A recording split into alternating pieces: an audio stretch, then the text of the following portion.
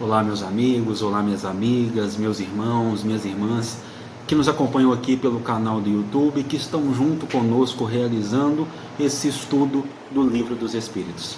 Chegou mais um dia, chegaram mais 30 minutos de nós conversarmos detidamente sobre essa obra que abre os pórticos da codificação espírita, que descerra verdades incontestes para todos nós.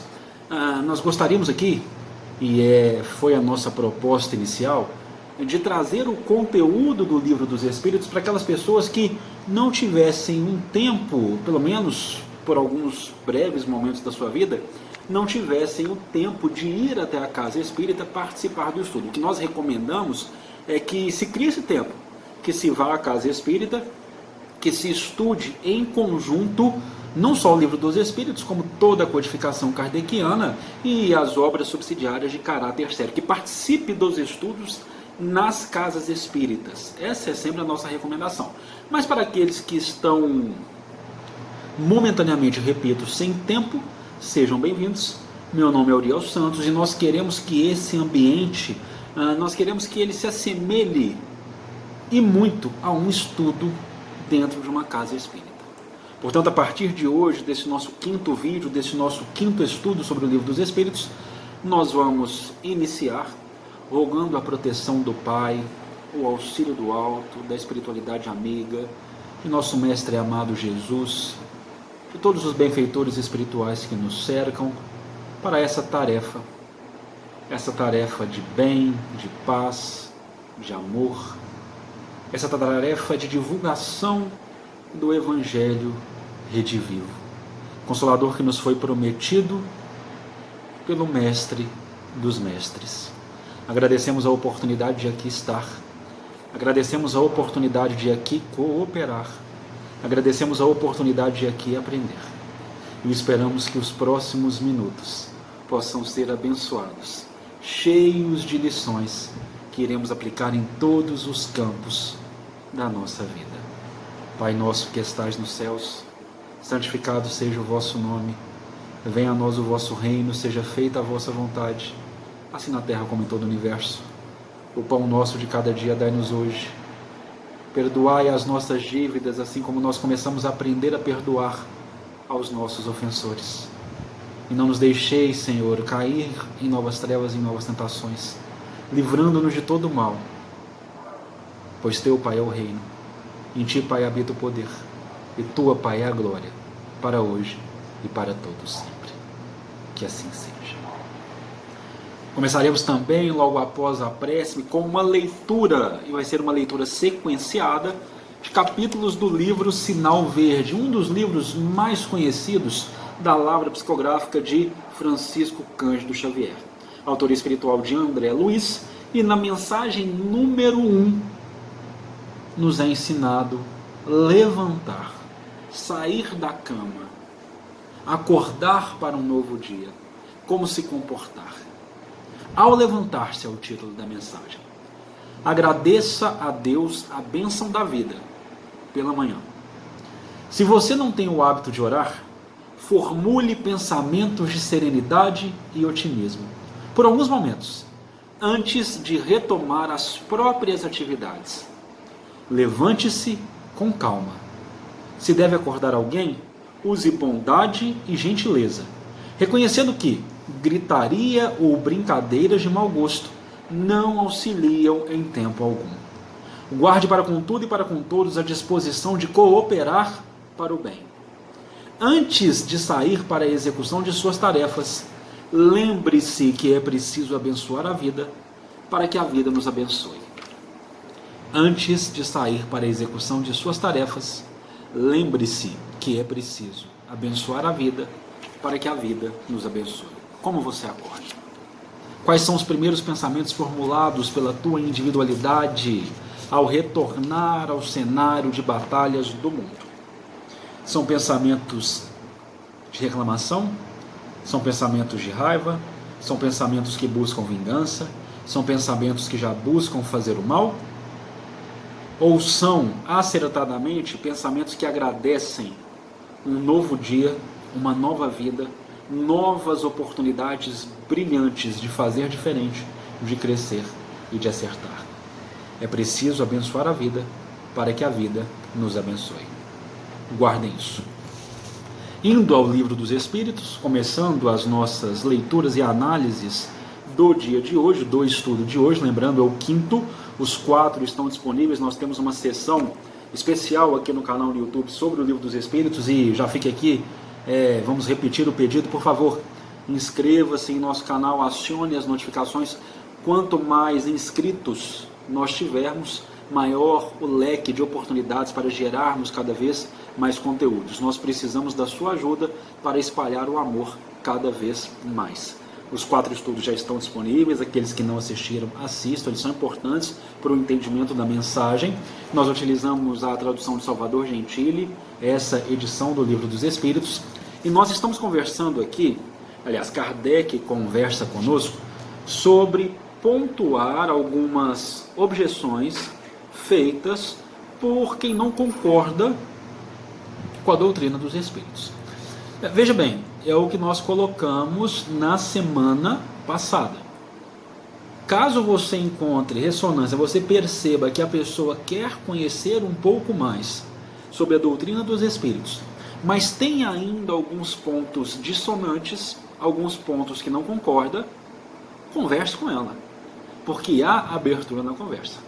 Agora, caso você perceba que a pessoa é completamente refratária, e isso acontece muito nas nossas casas, nas nossas famílias, nos nossos trabalhos, nas nossas atividades diárias, caso você perceba que a pessoa é completamente refratária, que ela não quer ouvir, ela não quer entender no momento, não é chegado ainda o momento dela para os ensinos dos Espíritos, para o conhecimento da doutrina espírita, o que não é desdouro nenhum, cada um tem o seu momento, cada um está trilhando os seus passos, as suas estradas, constrói os seus caminhos. Caso você perceba que não há a ressonância, que a pessoa não quer ouvir, deixe ser. Deixe ser. O que deve falar aí é o seu exemplo. São as suas atitudes modificadas, convidando aquela pessoa a também modificar a sua rota comportamental. Não é mais a época que a frase do amigo Jaime Ribeiro, no livro Empatia Todo Dia, não é mais a época dos discursos vazios. Precisamos exemplificar aquilo que para nós está fazendo tão bem e, através do exemplo, convidar aquelas pessoas a também transformarem-se. Porém, partindo do pressuposto que você encontrou no coração do irmão um espaço, uma oportunidade para falar sobre a doutrina dos Espíritos, você tem que saber conversar com esse irmão ou com essa irmã sobre as objeções, sobre os pontos que ainda não haja concordância. E é isso que Kardec está nos ensinando aqui. E ele está colocando em primeiro lugar, nos primeiros momentos da sua conversa conosco, ele está colocando a questão das manifestações das mesas girantes, do fenômeno do espiritualismo moderno. Ele cita aqui que surgiram em vários pontos do mundo, como nós deixamos claro no estudo da semana passada. Nós temos os casos, por exemplo, das irmãs Fox em Hydesville, nos Estados Unidos. Pesquisem, é uma leitura muito interessante, em vários outros pontos da Europa, e aquelas festas que eram para a alta sociedade, das mesas girantes nos cenários parisienses. E aí ele fala um pouquinho sobre as contradições que foram apresentadas por aqueles que não concordavam, que não acreditavam que esse fenômeno fosse originário de inteligências desencarnadas, inteligências que não mais estavam na matéria, né, que tentavam dar outras explicações. Kardec continua. O movimento circular não tinha nada de extraordinário, está na natureza. Todos os astros se movem circularmente. Poderíamos, pois, ter em ponto pequeno um reflexo do movimento geral do universo. Ou melhor, dizendo, uma causa até então desconhecida poderia produzir, acidentalmente, com pequenos objetos e em dadas circunstâncias, uma corrente análoga à que arrasta os mundos.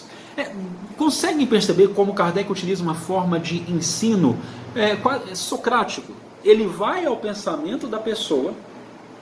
Olha, então vamos partir do pressuposto que você está trazendo. E aí ele vai desconstruindo aquele raciocínio. Ele convida a pessoas a um processo de maiêutica praticamente, a um processo de parir ideias. Que a pessoa chegue às suas próprias conclusões. Veja bem, isso é importante. Que a pessoa, através de dados a ela apresentados, chegue à sua própria conclusão. Não monte uma conclusão para a pessoa.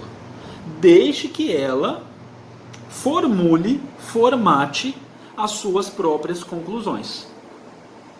Então ele está partindo, ok, se o movimento for apenas o circular, não tem nada de extraordinário, o movimento dos astros são assim, então ele está partindo do pressuposto do pensamento do outro. Mas veja o que ele coloca então, né, vamos lá, na desconstrução, veja o que ele coloca no parágrafo seguinte. Porém, o movimento não era sempre circular. Olha a inteligência de um pesquisador sereno, que não quer impor, ele quer trazer a reflexão. Olha, se o movimento fosse apenas circular, ok, realmente, nada demais. Porém, dados comprovam, empiricamente conseguimos observar que os movimentos dessas mesas, desses objetos, não eram apenas circulares. Frequentemente, era brusco, desordenado, o objeto violentamente sacudido, tombado, levado em uma direção qualquer e contrariamente a todas as leis da estática. Levantado da terra e mantido no espaço. Nada ainda nesses fatos que não se possa explicar pela força de um agente físico invisível. Olha aí que é ainda mais interessante, ele começa a desconstruir, mas mesmo na desconstrução ele ainda fala, e mesmo assim, não sendo circular, sendo o objeto movimentado violentamente de um lado para o outro, de forma brusca, mesmo os movimentos sendo imprevisíveis, mesmo assim um agente invisível poderia estar fazendo isso. Um agente invisível que não fosse um agente inteligente, que não fosse uma inteligência fora da matéria como conhecemos. Mesmo assim, por exemplo, poderia ser um fenômeno, como ele vai falar aqui, um fenômeno elétrico, que era a grande maravilha daquele momento histórico. Nós estamos aqui no início da segunda metade do século XIX. Não vemos a eletricidade, continua Kardec, derrubar os edifícios, destruir as árvores, lançar ao longe os corpos mais pesados, atraí-los ou repeli-los? Os ruídos insólitos, as pancadas, supondo que não fossem um dos efeitos ordinários da dilatação da madeira ou de outra causa acidental, poderiam ainda muito bem ser produzidos pela acumulação do fluido oculto. A eletricidade não produz os mais violentos ruídos, é inteligentíssimo, ou melhor dizendo, é inteligentíssima essa forma de abordagem. Repito, eu preciso repetir isso, eu preciso tornar-me repetitivo. Ir ao pensamento do outro, trazer as ideias pré-concebidas do outro, mostrar que, olha, realmente, se fosse dessa forma que você pensa, se o movimento fosse apenas, vamos aqui então elencar, no nosso caderno mental vamos trazer setinhas. Se o movimento fosse apenas circular, nada de extraordinário. Ok, mas o movimento, e aí ele vai, a desconstrução, baixa uma setinha. Ok, o movimento não é só circular, ele é brusco. Os objetos, eles se sacodem de um lado para o outro de forma violenta, eles ficam suspensos no espaço. Ok, mas a eletricidade pode isso fazer. Ou então um agente invisível, um elemento invisível pode isso ou fazer. Os ruídos, inclusive, que desprezando-se, excetuando-se aqueles que ocorrem pela dilatação da madeira, ou do metal, ou de qualquer outra substância, poderiam também, a eletricidade não provoca também alguns barulhos. Por que isso é importantíssimo? Porque isso evita o misticismo. Você crê, você acredita porque você comprova. Não há fé inabalável, senão aquela que possa encarar a razão face a face em todas as épocas da humanidade. Até aí, como se vê, tudo pode entrar no domínio dos fatos puramente físicos e fisiológicos. Sem sair desse círculo de ideias, havia aí matéria de estudos sérios e dignos de fixar a atenção dos sábios. Por que assim não ocorreu? É penoso dizê-lo, mas isso se prende a causas que provam entre 1000 fatos semelhantes a leviandade do espírito humano. Primeiro, a vulgaridade do objeto principal, que serviu de base às primeiras experimentações, a isso não foi estranho. Que influência uma palavra frequentemente não tem tido sobre as coisas mais graves? Sem considerar que o movimento poderia ser impresso a um objeto qualquer, a ideia das mesas prevaleceu naturalmente ao redor, a ideia das mesas prevaleceu sem dúvida, porque esse era o objeto mais cômodo e se assenta mais naturalmente ao redor de uma mesa que ao redor de outro móvel. Vamos parar um pouquinho aqui. Já perceberam que as pessoas às vezes perguntam por que no início, por que o movimento das mesas girantes? Por que mesas? Por que a utilização de mesas de forma mais comum? No início eram festas frívolas. E as mesas eram um objeto que você poderia sentar de forma mais fácil, reunir várias pessoas de forma mais fácil. Olha o que ele coloca aqui. Por que no início não teve a pesquisa de sábios, de pessoas prudentes? Porque no início as manifestações eram eventos, festas, eram considerados eventos frívolos, sem maiores preocupações. E por que as mesas? Porque as mesas eram os objetos mais fáceis de você reunir um grande número de pessoas, que você tinha em praticamente todo lugar, não é possível? Você tinha praticamente em todo lugar. Então por isso que as mesas ficaram mais conhecidas, que o fenômeno ficou mais conhecido pelas mesas. Ora, os homens superiores são, algumas vezes, tão pueris, tão infantis, que não seria nada impossível que certos espíritos de elite tenham acreditado abaixo deles se ocupar daquilo que se tinha convencionado chamar a dança das mesas. Quem observou o filme, quem viu o filme Kardec, consegue se lembrar disso. Homens de cultura dizendo, não, mas isso é muito abaixo do que eu sou. Aquela inteligência elitizada, não, por quê? Isso é um fenômeno frívolo. É um fenômeno das massas. Por que eu vou observar? Por que eu vou estudar? Por que eu vou fazer anotações? Isso não está digno da minha condição intelectual. É o orgulho da inteligência humana. É o orgulho que se enclausura muitas vezes a inteligência humana. É mesmo provável que se o fenômeno observado por Galvani tivesse sido por homens vulgares e ficasse caracterizado por um nome burlesco, estaria ainda relegado ao lado da varinha mágica, como diversos outros fenômenos estudados, aprimorados, compreendidos por grandes sábios da humanidade. Qual é, com efeito, o sábio que não teria acreditado transigir em se ocupando da dança das rãs?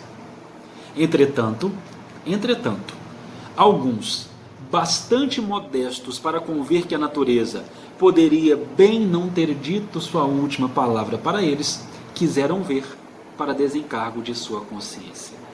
Mas ocorreu que o fenômeno não respondeu sempre à sua espera, e do fato de que ele não se produziu constantemente à sua vontade e segundo o seu método de experimentação, concluíram pela negativa. Vamos de novo tratar dessa questão da desconstrução. O que ele está desconstruindo aqui? A pergunta, então por que, se esse fenômeno ele é diferente do que nós vimos até então, por que homens sábios e prudentes não se ocuparam? E aí ele vai dando os motivos. Primeiro, porque no seu início era uma questão considerada frívola. E alguns homens de gênio, alguns homens de inteligência, acreditavam-se superiores o bastante, superiores o suficiente. Eles acreditavam cheios de si, a última Coca-Cola do deserto, o último refresco do deserto, o último copo de água do deserto, a última bolacha do pacote. Eles se acreditavam tão cheios de si que eles não queriam desperdiçar o seu tempo com esse tipo de acontecimento. Ok, essa é a primeira desconstrução. A segunda desconstrução. E mesmo aqueles que tinham modéstia suficiente para entender que a natureza não havia a eles concedido a palavra final, quando resolveram estudar e não tiveram as suas vontades obedecidas, não tiveram o império da sua vontade obedecido, ou seja, não aconteceu da forma que eles queriam que acontecesse, ao invés de optar por estudar mais um pouco, por compreender mais um pouco, por anotar dados, por aguardar mais um pouco, por pelo menos colocar na quarentena o que estavam observando, a escolha inicial foi a da negativa geral. Malgrado sua sentença, as mesas, pois há mesas, continuam a girar. E podemos dizer com Galileu que, contudo, elas se movem. Diremos mais, é que os fatos se multiplicaram de tal forma que eles têm hoje direito de cidadania, que não se trata mais senão de encontrar-lhes uma explicação racional. Pode-se objetar contra a realidade do fenômeno pelo fato de ele não se produzir de maneira sempre idêntica, segundo a vontade e as exigências do observador. Então ele está partindo daquele segundo ponto de desconstrução que nós conversamos. Ou seja, os homens sábios e prudentes, inteligentes, de gênio, que foram pesquisar, mas não encontraram as suas vontades totalmente correspondidas e preferiram pela negativa, e aí ele agora vai trabalhar, ele vai começar a trabalhar com esse fato. Então a gente pode objetar, pode colocar uma objeção no que se refere à realidade do fenômeno, pelo fato de ele não se produzir da forma que as pessoas querem, da forma que eu quero. É porque que é importante compreender essa parte que Kardec vai nos dizer. Você vai a uma sessão, por exemplo, hoje de psicografia, esperando a mensagem de um ente querido. Trabalhem comigo nesse exemplo. Esperando a mensagem de um ente querido. Você, naquele dia, naquele momento, não recebeu essa mensagem que você desejava.